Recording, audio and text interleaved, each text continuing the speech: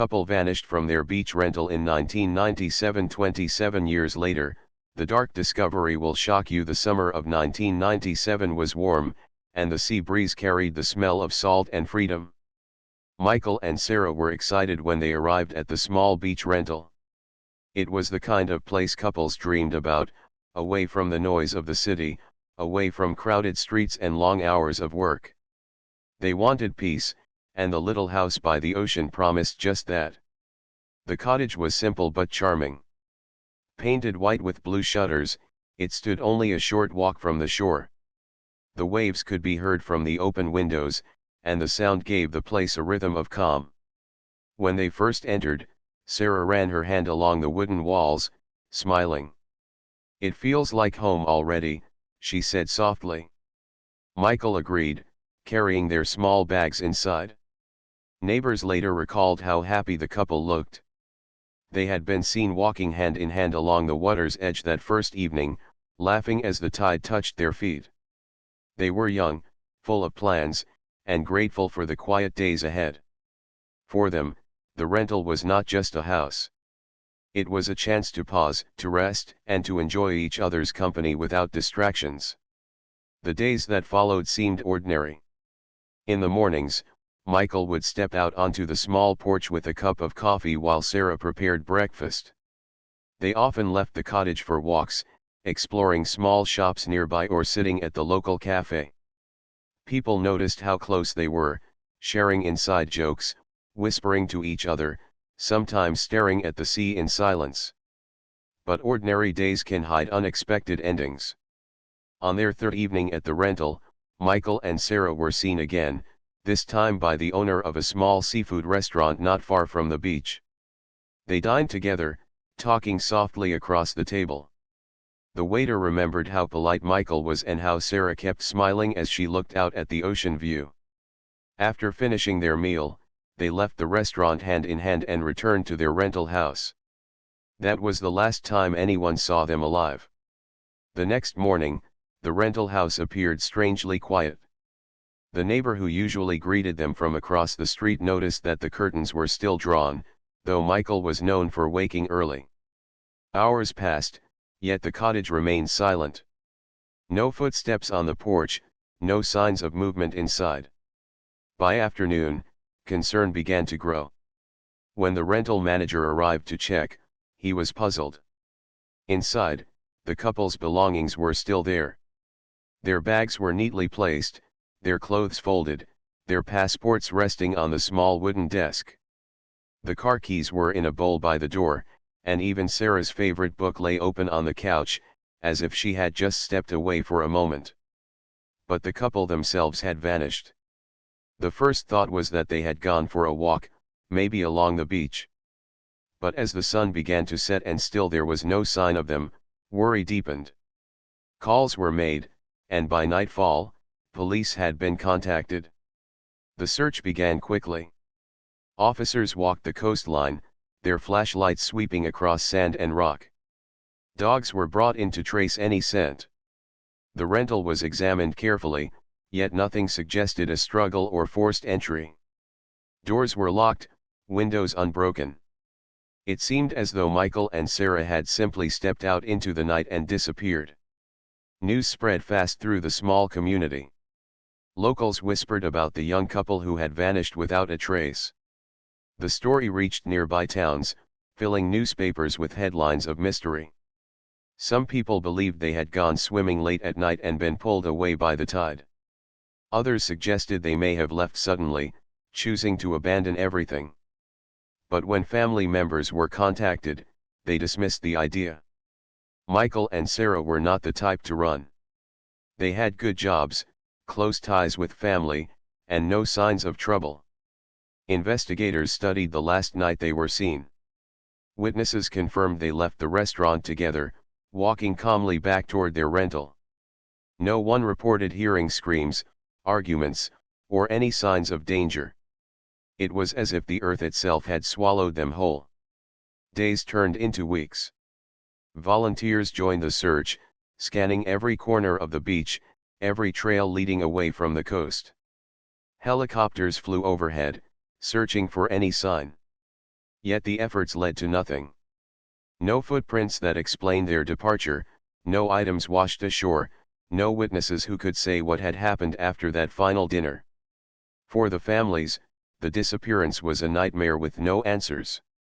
Sarah's sister, Emily, traveled to the beach town, clinging to hope that her sister would return. She walked through the rental house herself, touching Sarah's belongings, tears filling her eyes. Michael's parents also visited, their faces worn with grief.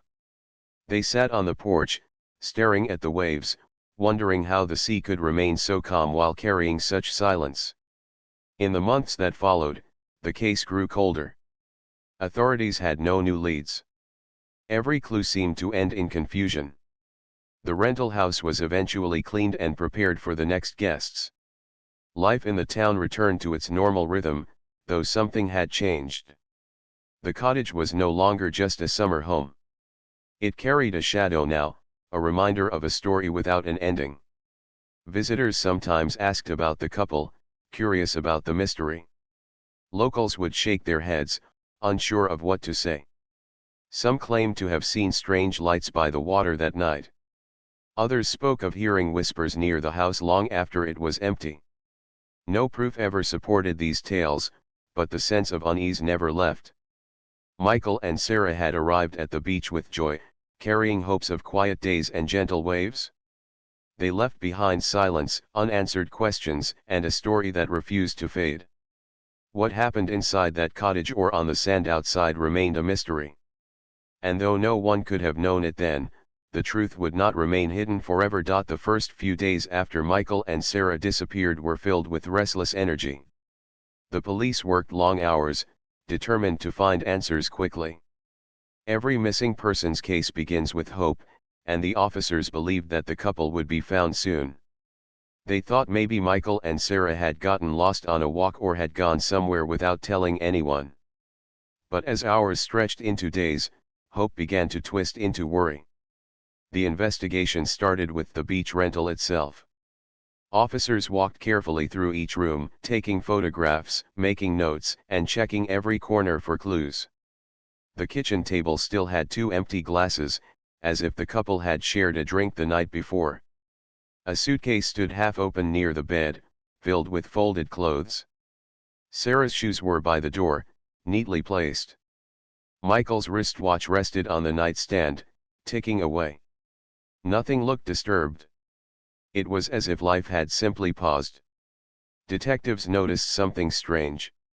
Usually, when people leave in a hurry, they take their essentials: wallets, passports, car keys.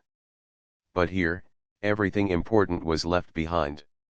This was not the sign of 2 people choosing to leave. It was the sign of 2 people who had expected to return.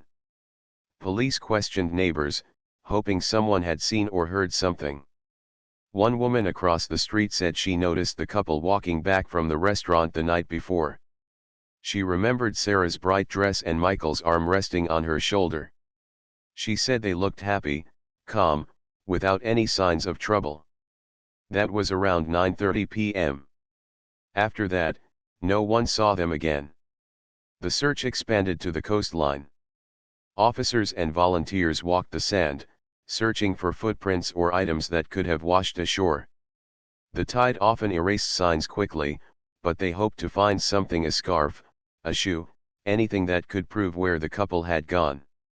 Helicopters circled above, their searchlights sweeping across the waves. Divers entered the water, checking beneath the surface. But every effort ended in disappointment. Meanwhile, the media had picked up the story. Newspapers printed headlines about the vanished couple, and reporters crowded near the beach rental, eager for details. Some believed it was a romantic tragedy, perhaps an accident at sea. Others whispered darker theories that someone had taken them, or that they had been hiding a secret life. Each article added more questions but no answers. For the families, the investigation was torture. Sarah's sister Emily spoke to reporters, her voice trembling as she begged anyone with information to come forward. Michael's parents, though quieter, stayed close to the investigators, asking questions, waiting for updates. They could not understand how two people could disappear so completely in a place so open. Detectives followed every possible lead. They checked the restaurant where the couple had eaten dinner, interviewing staff again and again. The waiter repeated the same details. Michael and Sarah seemed happy, left together, and walked toward their rental. Nothing unusual stood out. Police also searched the town, visiting gas stations, shops, and bus stations, in case the couple had decided to travel. But no one had seen them. Their bank accounts remained untouched, their phones silent. One detective, a man named Carter, became deeply invested in the case. He was known for his patience and determination, and he often stayed long after others left. He studied the rental house photographs repeatedly, as if the walls might reveal their secret if stared at long enough. He believed strongly that the answer was close, perhaps even inside the cottage itself. But no evidence supported his suspicion. As days turned to weeks, the tone of the investigation shifted. At first, there had been urgency, a belief that the couple was still out there waiting to be found. Now, there was hesitation, frustration, and growing doubt. Officers continued searching, but the spark of hope dimmed. Without new evidence, the case began to stall. The community felt the weight of the mystery. Locals whispered about the cottage, wondering if it was cursed. Some avoided walking by it at night. Renters who stayed afterwards sometimes reported uneasy feelings, the sense of being watched, or sudden chills in the air. Of course, fear often grows where questions remain unanswered, and people filled the silence with stories. Detective Carter tried to keep the case alive. He reviewed maps of the area, studying tide patterns, hoping to find a clue that had been missed.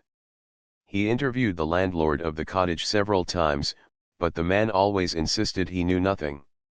To Carter, the landlord seemed nervous, but nerves were common when questioned by police. With no proof, suspicion could not go further. Months later, the investigation officially slowed. Officers were reassigned to new cases, and fewer resources were spent on Michael and Sarah. The files remained open, but without leads, progress was impossible. The families were heartbroken. Emily returned home but never stopped calling the police, asking for updates. Michael's parents placed a small framed photo of the couple on their living room table, lighting a candle by it each evening. The unanswered questions tormented them. Where had Michael and Sarah gone? Why had no one seen or heard anything? How could two people simply vanish in a quiet town where every face was familiar? Over time, theories began to grow. Some believed they had drowned, taken by the sea during a midnight walk. Others whispered that they might have been victims of a crime, though no signs of struggle were ever found. A few even suggested they had chosen to disappear, leaving their old lives behind. But their families never believed that. Both Michael and Sarah had spoken of future plans: marriage, careers, children. They were people full of hope. They would not have abandoned their lives. Years passed, and the mystery became part of the town's history. The cottage continued to be rented, though it never escaped its shadow. Guests sometimes asked about the story, and locals would tell it quietly, shaking their heads. It became a warning tale, a reminder that even in places of beauty, darkness can hide. Detective Carter eventually retired, but he never forgot the case. In his home office, he kept a small folder with the couple's photos and the original reports.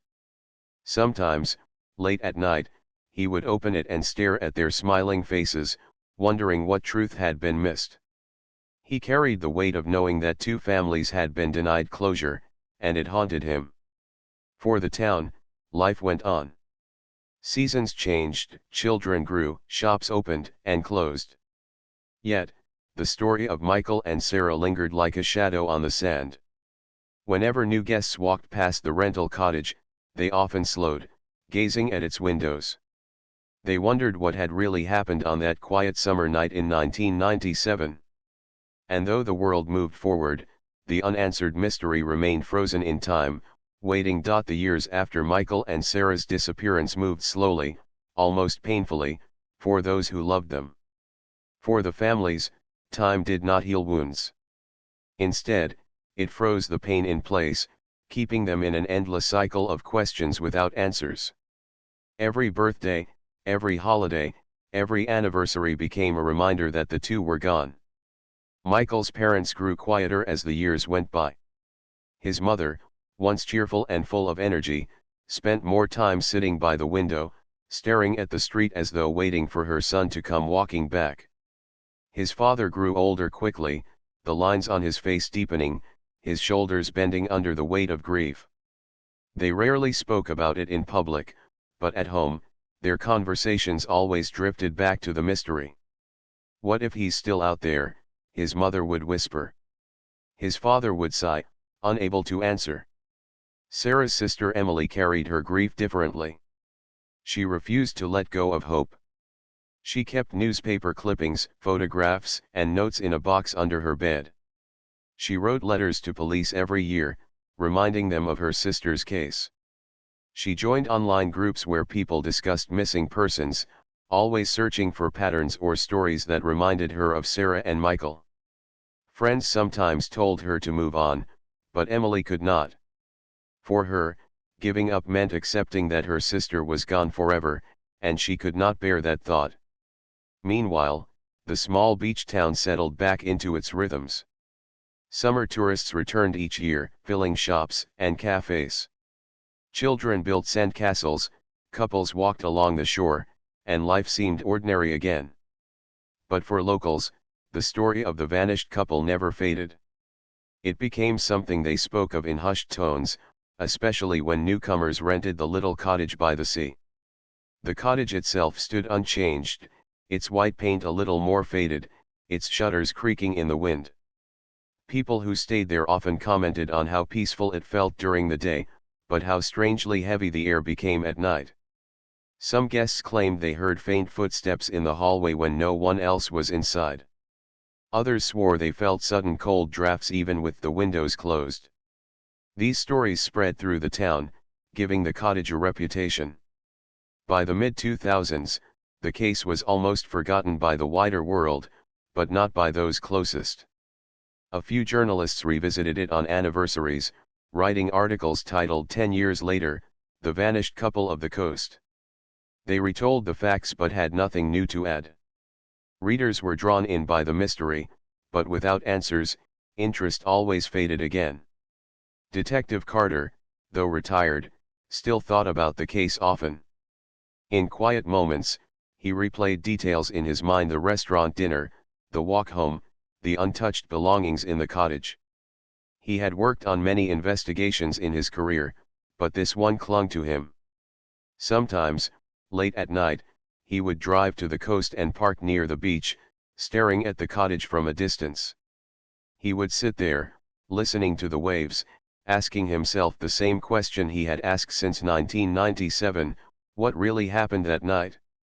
The family's lives moved forward, though always with an empty seat at the table. Emily eventually married, but she carried Sarah's memory with her into her new life. When her daughter was born, she named her Grace, saying it was her way of honoring the sister who had vanished but was never forgotten. Michael's parents lived long enough to see new generations grow in their family, but their eyes often carried a distant sadness, as though part of them had remained forever in that summer of 1997. The case, though cold, never fully closed. Police files remained open, tucked away in storage rooms, waiting for a reason to be reopened. Every so often, a caller would claim to have seen something, or a traveler would report meeting someone who looked like Sarah. These tips always led to nothing, but each one reopened the wound for the families, stirring fresh hope only to leave more disappointment. As the years stretched on, the story began to take on a life of its own. Tour guides occasionally mentioned it to curious visitors, calling it our town's unsolved mystery. Some treated it like folklore, a tale to tell on stormy nights. But for Emily and for Michael's parents, it was no story, it was the absence of two real people who had been loved deeply. By the 2010s, the cottage was no longer just a vacation rental. It had become a landmark of sorts, known as the house where the couple vanished. Photographers snapped pictures of it, writers mentioned it in books, and paranormal enthusiasts visited, hoping to feel something strange. Most who stayed left with nothing more than eerie stories, but the reputation of the cottage grew stronger with each telling. Despite the passage of time, the case still had moments of renewed attention. On the 20th anniversary in 2017, a documentary crew arrived, filming interviews with locals and with Emily. She spoke on camera about her sister, her voice breaking at times. "People think after so many years you stop missing someone," she said. "But it doesn't work that way. You carry them with you every day." The documentary aired nationally, and for a brief time, the story reached new audiences. Strangers sent letters to the families, offering prayers and sympathy. A few even suggested new theories. But again, nothing concrete emerged. The cottage itself remained strangely unchanged by time. While other houses around it were remodeled, painted fresh, or modernized, this one stayed the same. Its walls held silence. Its rooms carried memories invisible to the eye but heavy to the heart. Some said the reason it never changed was that no one wanted to disturb it too much. Others believed it was because it still held secrets that no hammer or paintbrush could cover. For Emily, the years of silence were the hardest. She often dreamed of Sarah, sometimes imagining her walking through the door, smiling the way she used to. Other times, she dreamed of the cottage, standing on its porch with the waves crashing behind her, but the door never opening. She awoke from those dreams with tears on her pillow. Though hope dimmed with every passing year, the mystery never let go of those connected to it. It clung to them, demanding answers, refusing to fade completely. The town, too, carried it quietly. New families moved in, children grew up hearing the story from parents, and the legend of the vanished couple passed into another generation. The world moved forward, but the case remained still, like a photograph frozen in time. 20 years after Michael and Sarah's disappearance, the questions remained exactly the same as they had been on that summer night. Where did they go? What happened after they returned from dinner? And why had no trace of them ever been found? No one knew that the answer was not far away. It had been waiting all along, hidden just out of sight, behind walls that had never been touched. And though the years stretched on with silence, the truth would not stay buried forever. By the year 2024, nearly 3 decades had passed since Michael and Sarah vanished. The little beach rental had changed hands a few times over the years. Each new owner had treated it as just another property, unaware of the deep shadows hidden within its walls. For most, it was simply a quaint house by the sea, a place where tourists came to escape the city, breathe fresh ocean air, and enjoy the sound of waves. But beneath its weathered exterior, the cottage held a secret that no one had discovered for 27 years. When the latest owners purchased the property, they were drawn to it by its charm. They imagined renovating it, giving it a fresh coat of paint, fixing the shutters, and renting it out to happy families once again. The first few weeks were routine. Contractors came and went, assessing walls, floors, and ceilings. The smell of paint, sawdust, and fresh wood filled the air, giving the house a sense of life that it had not felt in decades. During the renovation, workers began to remove some of the older interior walls. One of the walls in the basement caught their attention. It was slightly thicker than the others, its surface uneven, as though it had been patched over at some point. Curious, they decided to investigate. Using basic tools, they began to carefully remove the layers of plaster. At first, there was nothing but dust and old wooden beams. Then, behind the final layer, the worker struck something solid. He stepped back, heart racing. With careful hands, they cleared more plaster, revealing a small hollow space. Inside, the faint outline of objects could be seen. It was a cramped area, just large enough for something or someone to have been hidden decades ago. What they found inside was shocking. Two sets of human remains, long hidden, were stacked neatly in a corner. The workers froze, unable to believe their eyes. Every detail, from the clothing remnants to the personal items found nearby, suggested that these were not strangers. Among the possessions were a small pair of glasses, a wristwatch, a book, and a delicate bracelet, items that matched the descriptions of those belonging to Michael and Sarah. The authorities were called immediately. Police cars arrived, their sirens cutting through the quiet of the morning. Investigators cordoned off the area, moving with precision and care. For Detective Carter, who had long since retired, the news was both shocking and vindicating. He was contacted by the local police and returned to the town, old files in hand, ready to confront a truth that had haunted him for years. For the families, the news was almost too much to comprehend. Emily received a call from the police while at work. At first, she thought it was a mistake. Could it really be true? Could the sister she had mourned for 27 years finally be found? Michael's parents were contacted similarly. The shock, disbelief, and grief returned in a wave, stronger than ever. The moment was surreal, years of unanswered questions suddenly leading to a devastating confirmation. Investigators carefully documented the site. Forensic teams worked to identify the remains using every method available. DNA tests confirmed the identities. Michael and Sarah had indeed been hidden behind that wall for all these years. The realization sent ripples through the town, the state, and even the media. The story that had haunted locals for decades was finally coming to light. The cottage, once merely a quaint rental, became a crime scene. Police analyzed every inch of the basement, the surrounding rooms, and the exterior. They searched for clues about who had done this, why it had been hidden, and how the secret had been kept so long. Old records were examined. Interviews were conducted with anyone connected to the property over the years. The questions were finally real and urgent. For Emily, standing at the cottage for the first time in decades, the emotions were overwhelming. Tears ran down her face as she looked at the place where her sister had been hidden. She remembered the early years of searching, the sleepless nights, the letters, and the calls to police. She had clung to hope, believing in miracles, and now, the miracle had come, but in a form she could never have imagined. Michael's parents, too, stood in silence, holding each other as the investigation unfolded. The relief of knowing their son's fate mingled with the pain of realizing the years lost, the birthdays missed, and the moments they could never reclaim. The house that had once promised happiness now carried the weight of a tragic truth. The news spread quickly.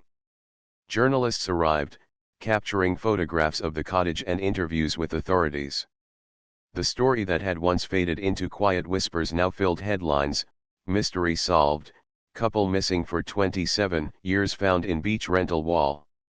Reporters recounted the details, weaving the decades of mystery into a narrative that gripped the nation. For the town, the discovery was a mixture of relief, fear, and sorrow. Locals who had avoided the cottage now spoke openly about the disappearance. Memories long buried resurfaced: old sightings, strange noises, and stories of the cottage that had seemed eerie for years. Now, those stories carried a grim significance. People realized that what they had called whispers of imagination had been real, hidden just behind walls that had gone untouched for decades. The authorities faced a new challenge: understanding what had happened on that night in 1997. Forensic analysis suggested that the couple had been killed shortly after leaving the restaurant. Items left in the house indicated they had not expected to leave again. Detectives began reconstructing the timeline, piecing together the tragic events. Although the original suspect could not be located, the landlord from 1997 had passed away years ago. Patterns and evidence strongly suggested foul play. Despite the grim nature of the discovery, there was a sense of closure. Emily, Michael's parents, and the community could finally place a chapter that had remained unresolved for so long. The mystery that had hung over the beach, the cottage, and the families was no longer invisible. The truth, though painful, was undeniable. In the weeks that followed, the cottage was examined and eventually renovated, but with a new awareness. The hidden wall was removed, and the space where Michael and Sarah had been kept was turned into a memorial.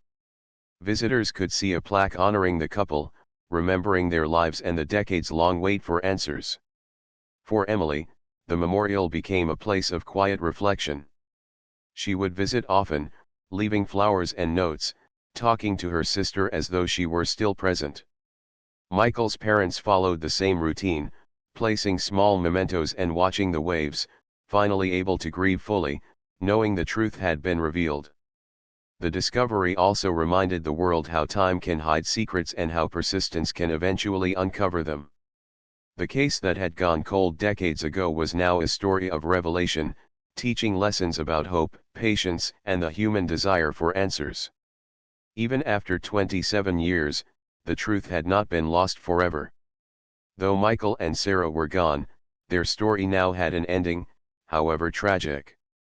For those who loved them, the discovery brought sorrow but also a strange form of peace. The cottage, once silent and secretive, had finally spoken its truth.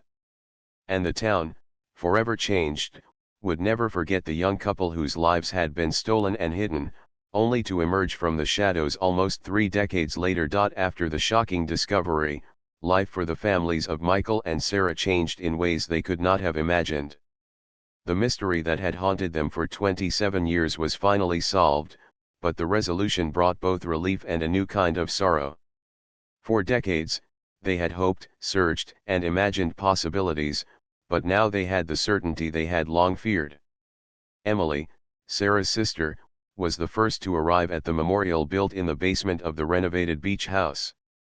She placed fresh flowers carefully on the small wooden shelf, next to the plaque honoring her sister and Michael. Tears streamed down her face, but her hands were steady as she set down a photograph of the two together, smiling and happy. It was a moment she had longed for, to finally connect with Sarah in a way that felt real. She whispered softly, "We finally know, my sister. You are safe now, in the truth at least." Michael's parents visited the memorial shortly after. They held each other as they stared at the small space where their son and Sarah had been hidden all those years ago. The relief of knowing the truth mixed painfully with grief for the lost decades, the moments they would never get back. His mother ran her fingers along the edge of the plaque, reading the names carefully, as if saying them aloud could bring Michael closer. His father stood quietly beside her, watching the waves beyond the window, remembering the days when Michael and Sarah were full of life, walking hand in hand along the shore. Authorities continued their investigation into the events of that night in 1997, piecing together the timeline and circumstances surrounding the tragedy. Forensic evidence confirmed that Michael and Sarah had been killed shortly after leaving the restaurant and returning to their rental. The method of concealment suggested premeditation, and the evidence pointed strongly toward the landlord who had owned the property at the time. Unfortunately, he had passed away years ago, leaving many questions permanently unanswered. Still, the authorities documented everything carefully, ensuring that the truth would be preserved for history, for families, and for justice, even if it could not be served in the usual way. The town felt a mix of shock, relief, and sorrow. For years, locals had avoided the cottage at night, whispered stories had circulated, and new renters had sometimes reported strange feelings inside the house. Now, the reason for the unease was clear. The house had held a secret too terrible to imagine. Even the youngest locals who had heard the story in passing finally understood why the cottage carried such a mysterious reputation. Journalists flocked to the town, eager to document the story of the couple who had vanished in 1997 and whose fate had finally been revealed in 2024. Headlines read, "Mystery Solved, Couple Missing for 27 Years Found in Beach House Wall." Articles focused on the long search, the family's perseverance, the investigation that had gone cold, and the shocking discovery behind a hidden wall. Readers across the country were captivated, not only by the horror of the crime but also by the courage and patience of those who had never given up hope. The story of Michael and Sarah became more than a local legend, it became a lesson about the endurance of love and memory. Families everywhere related to Emily's perseverance, the careful attention of the authorities, and the quiet strength of Michael's parents. People reflected on the idea that even after decades of silence and uncertainty, truth could still emerge, no matter how deeply it was buried. Emily spent countless hours at the cottage, maintaining the memorial and talking to journalists who came seeking the story. She shared stories about her sister, the way she laughed, the tiny habits that made her unique, and the dreams she had for the future. She told how Sarah had loved the ocean, how she had always collected seashells, and how she had planned to take long walks every morning with Michael. These stories allowed her sister to live again, at least in memory, giving depth to a story that could have been reduced to just a news headline. Michael's parents joined her on some days, contributing their own memories. They spoke of their son's kindness, his laughter, his love for adventure, and his dream of traveling the world with Sarah. Sharing these memories helped them process their grief and honor the lives of their loved ones. Friends and relatives visited, offering comfort and support, their presence a reminder that even in tragedy, community and care endure. Psychologists and grief counselors were brought in to help the families process the decades of uncertainty and pain.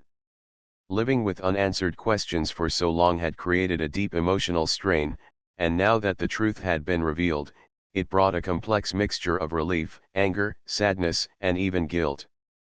The counselors guided them through these emotions, teaching them how to honor the memory of Michael and Sarah while moving forward with their own lives. For the town, the cottage was no longer just a mysterious house, it became a place of remembrance and reflection. Residents decided to preserve it as a small museum of sorts, allowing visitors to learn about the story and understand the lives of the couple beyond their tragic end. It became a space where people could pay respects, reflect on the fragility of life, and consider the importance of perseverance, hope, and family bonds. The discovery and subsequent investigation also inspired the local authorities to take a new approach to cold cases. They reviewed other unresolved disappearances, applying lessons learned from Michael and Sarah's case.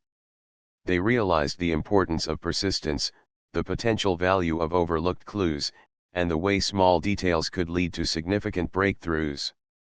The case became a model for training new detectives in handling long unsolved cases with sensitivity and determination. Over time, Emily and Michael's parents began to find small moments of peace. They knew nothing could replace the decades of loss, but they could honor the lives of their loved ones in ways they had longed for. They shared stories with their children and grandchildren, ensuring that Michael and Sarah would never be forgotten. The lives that had been hidden for so long were now remembered openly, celebrated quietly, and mourned respectfully. The memorial became a symbol of hope, closure, and resilience. Visitors left notes, flowers, and small tokens, sharing messages of empathy and understanding. Some wrote about how the story encouraged them to cherish their own loved ones. Others reflected on the idea that even in the darkest mysteries, patience, care, and attention could eventually bring truth to light.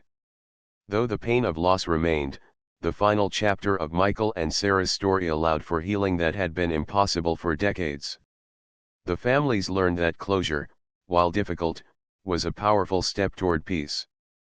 The town, once haunted by a story of fear and speculation, embraced the couple's memory, transforming a tale of tragedy into one of remembrance and reflection. In the end, the story of Michael and Sarah was a reminder that even when life takes the darkest and most unexpected turns, truth has a way of surfacing. Love endures, memories remain, and the bonds of family and community provide strength in the face of unimaginable loss.